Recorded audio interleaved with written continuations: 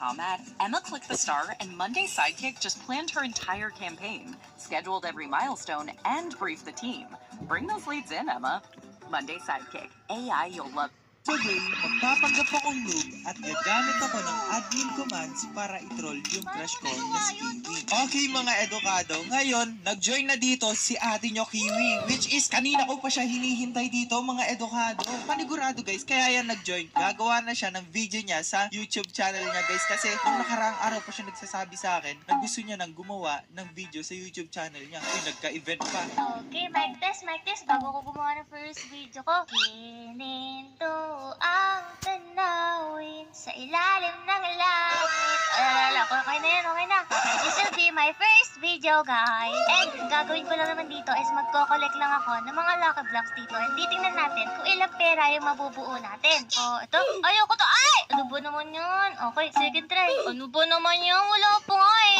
Okay guys, kung magtataka kayo, bakit nasa ibang account ka Kuya Edo? Bakit ang pangalan mo is Adobong Bacon 24? Itong account na to guys is binigay sa atin ng owner and meron tong special power. Pwede akong mag-spawn ng brain rot, i-change yung speed ko, and madami pang iba. Panigurado guys, mamaya-maya lang, makikita na tayo dito ni Ate Kiwi nyo. Magtataka yan, sino ba tong Bacon 24 na to? Hacker ba to? Bakit to nakapasok sa private server ko and wala naman nakakapasok sa private server ko bukod dyan kay Edo?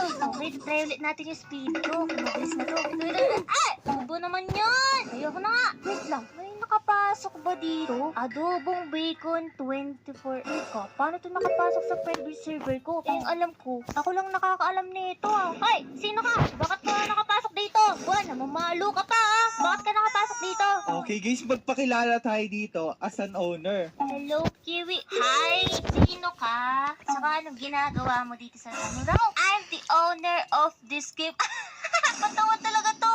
Di naman ganyan itsura ng owner eh. Alam ko red yun. Ito yung owner oh. Sumunod ka sa akin. Ito yung